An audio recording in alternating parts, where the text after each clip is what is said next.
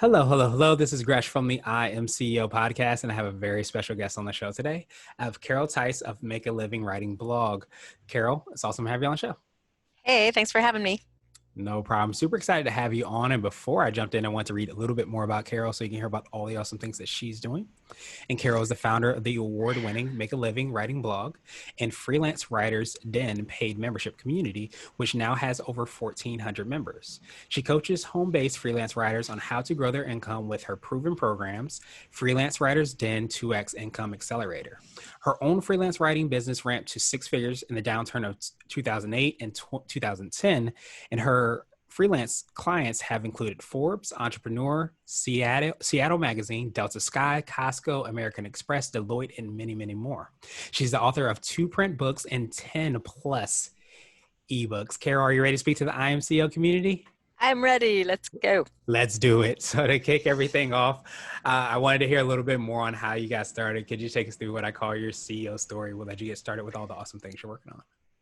Do you want to know how I got started as a freelance writer or how I got started with the blog and coaching other writers? A little bit of both, if possible. Okay, well, I got into freelance writing by accident from songwriting. I entered a couple of essay contests that I won, and both of those markets asked me to keep writing for them. And the next thing I knew, I was scrambling around taking some UCLA extension courses because back then there wasn't like online learning, and learning how to report mostly on the job. I feel like I'm the last person they let in the door before everyone had to have a J school degree. And I had 12 years of staff writing jobs. I freelanced for about 5 years. Then I had 12 years of staff writing jobs. And then in 2005, I got back into freelancing. And my blog just kind of grew out of outrage. I felt discovering the world of content mills and kind of writer exploitation and, people getting paid $5 to write things and wanting writers to know how to navigate the sort of emerging online content marketplace and not fall for scams, which there are a lot that target writers, not get ripped off, understand where the value clients, the good paying clients still were, how to stay out of what I call the underworld of freelance writing, the sort of Upwork, Fiverr kind of and content mill world, and earn well. And I thought maybe, I'd write a few posts, maybe write an ebook about that and be done. And 1,200 posts later and 12 ebooks later, there is still just so much need to learn about how to do freelancing as a business. People come out of the corporate space and they start writing or designing or something, editing, translating, but they don't have any business experience. And I think you and I, having reported a lot on entrepreneurship and startups and small business and stuff, had a unique advantage that we probably went, oh, I know what this is. It's a business. I should probably run it like one. But what I learned is that most freelance writers don't do that. They're following their muse. They're writing this and that. Oh, someone asks them to write something. They say yes. It's just very passive. They're hanging around Fiverr, bidding on whatever's there, rather than I need to steer this ship in the direction I want it to go, and I need to do consistent marketing. There is no like little clothing boutique in your town that you would expect to stay in business if it never did sales or ads in the newspaper or chamber events at the store or put their name on the Little League jerseys or nothing. But freelancers somehow expect their business to just sort of work by magic and without doing any marketing. So that's kind of what I bring to the table is that marketing discipline. Nice. I absolutely appreciate that. As you said, we were definitely, geeking out over, journalism and how it's so important. And I love that you've been able to kind of help, arm these freelancers with the ability to be able to run their businesses as a business, actually. And I think, as you said, so many times you're passionate about what it is that you do, but you don't remember or you ignore sometimes those nuances, the chamber events, that marketing, all of those things, to not just be able to be successful, but to build something that's sustainable to really help and serve the communities that you want. Yeah, and to earn what you need, like a real Yeah. living where you have a retirement account and you get to go on vacations and Yeah. and stuff. I find there's a lot of poverty mentality where it's like, well, if I could earn about two-thirds of what I did in my day job, I don't have the commuting expenses, maybe I could just kind of squeak by. And I just kind of don't think about, what happens when I get old, not listening. And and I'm like, no, that's not how you want to do this. You need a real lifestyle Mhm. where you can, yeah, uh, really provide for your family, have a savings account in case suddenly the economy blows up. Right. I know that'll never happen, but it might. Just I want freelancers to be more to look out for themselves more, Mhm. and to charge what they're worth and understand their value is sort of that's kind of all the passion that went into this blog. And I think why it was successful is that people understand that I uh, I really want them to succeed. Yeah. I really want them to do well and be able to feed their families with what they like doing. Yeah, Not absolutely. just sort of I'm starving, but I'm getting to live the dream. No, that's not my dream. I want them to dream bigger. That this can be a great lifestyle, not a subsistence lifestyle.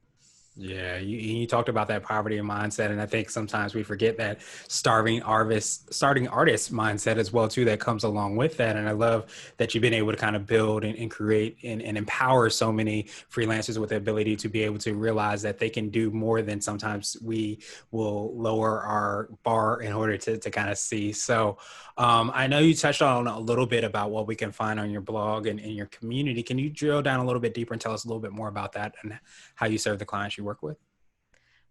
Yeah, so the paid community grew out of a couple things. One was that I joined a paid community for blog-based business called A-List Blogger Club that was run by Leo Babauta from Zen Habits and Mary Yachts. And as soon as I got in it, I just went, this is amazing, and there needs to be something like this for freelance writers. And there isn't. And I started musing around creating it. And then I went to SobCon, which was Liz Strauss's Successful Online Business Conference, the limit 100-person thing in Chicago years ago. This is like 2010. She sadly died recently. Mhm. But I met a huge number of influencers there. Chris Brogan, so many, many people, Carol Roth, Tim Sanders, and Derek Halpern, just so many. And I came out of kind of the inspiration and the things I learned there, resolved to launch it. And 90 days later, like it was launched. I just like took a credit card, spent 3 grand I didn't have, and when I got to stop talking about this and provide it. So the other side of it was that I just kept getting emails that were like, oh my God, I have a client meeting tomorrow. I don't know what to say. I don't know what to bid. I don't know what to do. And I knew that I couldn't be the free 24/7 Dear Abby of freelance writers for the rest of my life. And that there was a need for kind of real-time information and that ability to benchmark rates with a community. And just a lot of freelance writers operate in a lot of isolation, and freelancers in general. We're in our house, everyone's kind of learning what this is like now, to just be kind of home alone trying to do this. And it's hard to connect and have kind of that sense of community.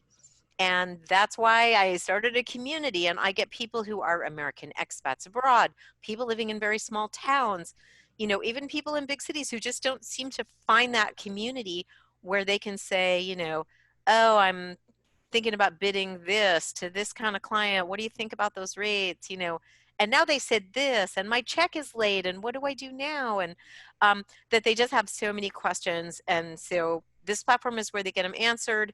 We have been creating trainings for every year, 3, 4 new trainings every year since 2011. So we now have like 300 hours of training about how to do every blessed decent paid type of writing and how to market your business as a newbie, as a mid-career. So we're kind of like the lynda.com of freelance writing information. It's a all you can eat kind of platform. Well, Kara, I definitely appreciate that. And so you might have already touched on this, but I want to ask you for what I call your secret sauce. And it could be for yourself or your business or a combination of both. But what do you feel kind of sets you apart and makes you unique? That's a good question. The thing is, you read a lot online about creating platforms that run on autopilot and you make money in your sleep and blah, blah, blah. And that's not my business. uh, and it's really not the business of almost anyone I know in online business, any of my mentors, or we all run very high touch businesses. You know, I run coaching programs where it's like 50 people are alone with me for 6 months on forums every day and on live masterminds. And in general, what I find is people pay for access to you and access to your information. And, you know, when we run classes, we're giving homework feedback on forums. And like, I have almost nothing that just sort of is here, grab this self-study e-course thing and go off. And um, I don't know, my audience has too many questions for that. I just don't think that's really it. I mean, maybe it could be if I could care less and be like, okay, bye. I'm on a beach, you know, but I guess that hasn't been how I wanted to do business and how I think you really impact people's lives in a meaningful way. In my space, I feel like people need to hear from me and the other pro writers on our Den moderator team staff and really get input on their specific situation, you know, and so I'd say I just say I'd say, you know, don't buy the myth. You know, don't imagine you're just going to set some e-course on autopilot and do some SEO and you know it's just going to make you a fortune. Like I just don't know anyone that really happens for. We get down in the trenches and work hard for people, and maybe that's just come because I come from a working class background and am used to hard work and believe in, you know, earning it. But that's how it's worked for me, and I think that's what you can bring that no one else can bring. You know, everybody can throw something online, and um, I think it doesn't feel authentic, and it doesn't help people to the degree that it does when you are really available. And you can do that in a mass way, you know, 50 people at a time, or like with the Den, 1,400 people at a time. But there needs to be a point where like you're on live with them and they're looking into your eyes and they can tell that you care about them in a very personal way. That, you know, there's just a lot of scams and ripoffs on the internet, you know, and people out there to just make a quick buck off of people. And people are very sensitive about that at this point. I think most people are pretty sophisticated consumers of online learning and online information. And you have to be different. When I do emails, like I give out my cell phone number Mhm. and say, do you have a question about this class? Like, call me up. And, you know, some of them do just to see if I'll answer and if I'm a real person. And, you know, people need that. And I get that, you know? Yeah, that's so So huge. I just, you know, I think that there's a reason that most people don't do paid community because it is very high touch Hmm. and they don't want to put in the time. Or they open a community like that and then it's a ghost town. The forums are a ghost town, no one's responding, you know, and it all just kind of dies away. They have 100% monthly churn, you know, people join and they quit and they join and they quit um, because they're not really there for people. Yeah, So, I appreciate that. And to me, it speaks exactly to why you even created the community of, like you mentioned, having that, I guess, aloneness, if that's even a word, of not being able to connect with somebody. So that's why I love, the community that you build and that high touch aspect, because I think for one, obviously that's definitely needed, amongst the community, but I think amongst us as people, trying to have that connection and that ability to kind of talk with somebody, to hear somebody, especially in this online time, an online world. But I think it also speaks to sometimes the myth of entrepreneurship and business as well too, is they might see the number of people in your community and say, okay, well, you're on a beach and you're, sipping pina coladas or whatever, but in reality, not seeing all the high touch, the availability that you have, the work that you put in, because you really love and care about the people in the community, and that's huge. or the staff of 10 that it takes to actually execute all of it. Because, yeah, I'm like a journalist and a writer. I had never sold anything to anyone before 2011 or so, Mhm. 2010, and I am a completely non-technical person. And yeah, it's like I sent an admin to learn how to use Infusionsoft to do Facebook ads, and I have a webmaster who makes the thing magically happen. And um, yeah, people don't understand that this is an enterprise. If you're running a blog-based business is like something maybe you could do by yourself if you have some technical skill, but running online community is more complex by many by a large multiple uh, than I'm putting up blog posts. It's a lot of moving parts technically, and we're creating a media library that gets bigger and bigger, and um, managing media, and it's more complex. Yeah, absolutely. And success is definitely a team sport. You want to make sure you have those right people in place as well. So I wanted to switch gears a little bit, and I wanted to ask you for what I call a CEO hack. So this could be like an app, a book, or a habit that you have, but what's something that makes you more effective and efficient? Hmm. I am a Sabbath keeper. I am always offline from Friday sunset to actually through to Sunday morning. So, religiously, I could come back on Saturday night after sunset, which this time of year will be pretty early. But I learned that was a terrible idea because, I work on Friday up until Shabbos, and I come back on Saturday, Sunday. You want to get a jump on Monday, check some email. The next thing you know, you're working 7 days a week. And there's such a belief in online business in particular that you can't ever be off, that you have to be on 7 days a week. And I'm here to tell you it's a lie. On the about section of my blog and in the den, it says I'm not in on Saturdays. And I have never had a problem. Sometimes I'll come back on Monday and I'll see people in my coaching Slack groups asking questions on the weekend, and other people in the community saying, Carol's not on today, just you'll have to wait till Monday. Um, and at this point, I define with my coaching groups that I don't come on the weekends. When we do trainings, when we're teaching a boot camp in the den, I say we don't do uh,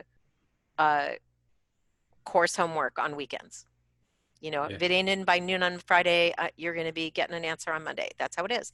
You can draw healthy boundaries in your business, and you want to. If you have people who are emailing you at 8 o'clock at night and stuff, for God's sake, do not answer them until the morning. Do not train them that you can do it all the time. And, of course, I have the den, but people email me who are den members. And, oh, I just want to ask you this question privately on the side here. And I'm like, I need to answer where everyone can learn, not on this email. I spent a fortune setting up forums and stuff so I can answer once and everyone can learn. That is the only way this model works. Otherwise, yeah, I don't have time to pee, wash my hair, see my family, sleep, eat, nothing. You have to protect your time. I'd say that Yeah. that's my hack, is like be be valiant about you're doing this to have time with your family and have a great lifestyle. Like, don't let it eat your whole life, Right. No, that's so because huge. you just burn out and your efficiency just goes in the toilet, Mhm. and you're like, why can't I get anything done? Because you're working 18 hours a day every day. That is, they don't call us human doings, they call us human beings. And Right. if you don't take some time each week for being, you will eventually be a mess. So don't do that. Exactly, exactly. We forget that it's a marathon and you have to take care of yourself. You have to have Yes. that aspect. And then too, you hit on something that's huge, which is also training your clients or training the people you serve as well too, because often we think that they come prepackaged, but a lot of times you have to do that to make sure that you're able to protect your time, as you said. So I always think of it like lion taming. It's like you got to get on that stool and get out the chair and the whip and be like, no, right. I am not answering your question on Saturday night at 10 o'clock, Yeah, because it's if you do it, they'll keep emailing you on exactly. It won't Saturday at stop. 10 It won't o'clock. be one time. That's right. Absolutely. That's So, right. so I wanted to ask you now for what I call a CEO nugget. So this could be a word of wisdom or a piece of advice. It might be something you would tell a client, or if you hopped into a time machine, you might tell your younger business self. Well, I guess I want to go to my sort of recession-proof freelancer type of advice, because there's a lot of chaos right now, and a lot of people are worried about how their business is doing. And what I learned in the last recession, when I was building my freelance writing business to six figures in 2008, 9, 10, right in there, is in every economic cataclysm, it's not all losers. It's winners and losers. Think about where the winners are, both which industries are winning and within a space who is winning. Because if you go towards the winners and align yourself with them, there is so much work. I get on with my coaching students and I'm like, I'm worried about you guys. Do you have clients? And they're like, oh my God, so swamped. I haven't been on in months. Sorry, so behind it with checking in with you all because I'm a busy, busy, busy. Everyone I know who understands how to market their business and follow the money in the marketplace and who is winning is very busy right now and has a lot of clients and a lot of work. But you've got to have a think about, are the clients you went after before relevant now, or do you need to change that? Where is it all going? You know, think about who wins here and who is completely not impacted, namely really wealthy people.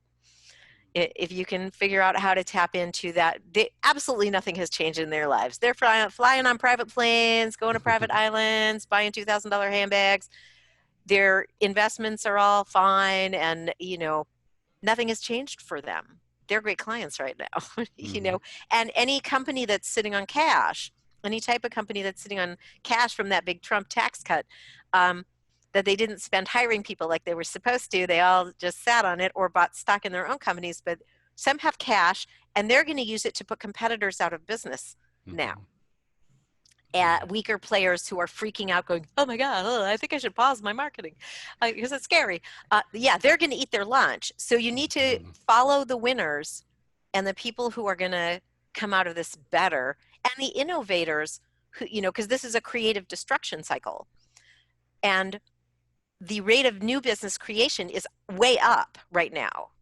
And so who are those new emerging businesses? What are their ideas? Maybe you could hitch your, you know, business to some of those wagons. And a lot of those people they've been sitting on a savings account wanting to launch that business, and they see their moment and they're in it now. And you got to follow the money because some Absolutely. people still have it. Absolutely. Wayne Gretzky has this quote where he says, I don't skate to where the puck is, I skate to where the puck's going to be. And you want to Right on. be exactly where it's going to be. You want to pay attention to that. And I love that you remind us of that, because as the sky looks like it's falling, it may look like it's falling under one cloud, but it's very, very sunny under another. We have to make sure that we move over there. So I love that. And what we do Nugget. is a global business. So what are the parts of Mm-hmm. the world that are doing well right now that you Right. could maybe find some clients in? Because it's Yeah. not the same everywhere at the same Mm-hmm. time. Yeah. I'm here in the West where COVID is pretty low and life is pretty good, and we can contact clients anywhere in the country. So, Yeah. yeah, think about where people might be looking to reopen and communicate all that, and, or might be pivoting to do something differently and hop on.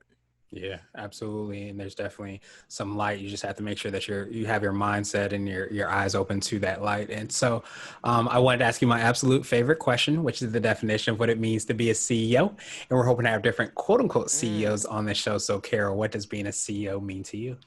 The thing about being a CEO is that you can't do everything and that you have to delegate, and that we have a hard time letting go. And I feel like that's kind of been the story of my business, is that I was always really slow to delegate each thing that I needed to delegate. And then as soon as I got someone doing it and I wasn't doing it, it was always just like, oh my God, this is so much better. Why did I not delegate this so long ago?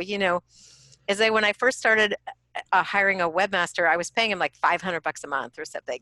And nothing was getting done. And I was still doing a million things and we weren't getting any projects done. And then I hired like a real webmaster at a real wage, and all of a sudden the business started to go, and I was just like, God, why didn't I invest that money before? Like, don't be afraid to invest in outsourcing what you isn't a core thing that you are good at, because every time you do it, it's like I've had zero regrets and thought, oh, I should have kept doing that myself. Like that's never a thought you have. You're always like, oh yes, it's gone. Yeah, I'm so happy.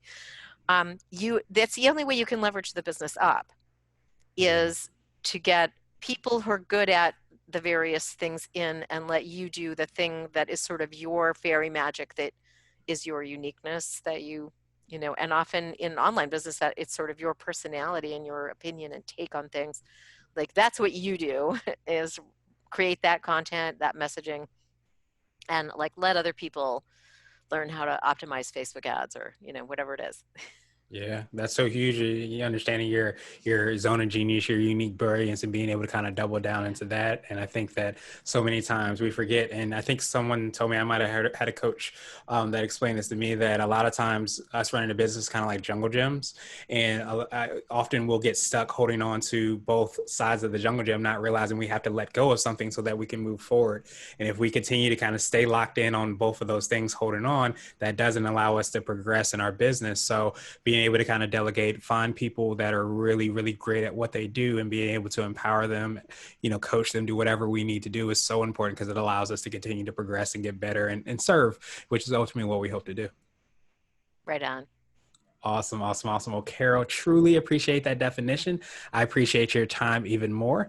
What I wanted to do is pass you the mic, so to speak, just to see if there's anything additional you can let our readers and listeners know, and of course, how best they can get a hold of you and find out about your ebooks and all the awesome things that you're working on. Well, all my ebooks are at makealivingwriting.com, and the Recession Proof Freelancer, it's free. Go get it. It's free. And it's really the best place to start getting to know what I teach about freelancing. 1,200 free posts, can't be wrong. And you can learn about the community site through there or visit freelancewritersden.com. And what else did you want from me? Anything What, additional you wanted to let us know? um, I don't know. I just the thing is, I talked at the beginning about that time I spent musing about opening paid community, and then I went and did it. And I'm sorry I didn't do it a year sooner. I think that you have so little to lose and so much to gain in going after a business idea that you have. And just understand that if you're having a business idea, that you are a rare breed of person. Most people, like, they hate their corporate job, but like they are never going to have the courage to do this, to go for something like that. And what's the worst thing that happens? You crawl back and go get another day job and save up some money again. um, do it. Don't have regrets that you wanted to be your own boss and run your own life, but you just kind of never scraped up the nerve to try it. And the barriers to entry online business now are so low. It's not like you have to sell a family farm to do it. So do it. Just do it and listen to your audience and find out what they need from you and deliver it, and you won't go wrong. Yeah, absolutely. Find that out and do it over and over again, and that'll lead you to success. So I truly, appreciate that reminder. We will definitely have the links and information in the show notes as well. But I think I love that last point, because so many times we think the fear or the pain is really in trying and failing, but the real pain is in regret and never trying anything at all and wondering if we could have done it. So I appreciate you for obviously reminding us of that, for creating community and opportunity for people to do that as well too. So appreciate you so much, and I hope you have a great rest of the day. Thank you, Gresham.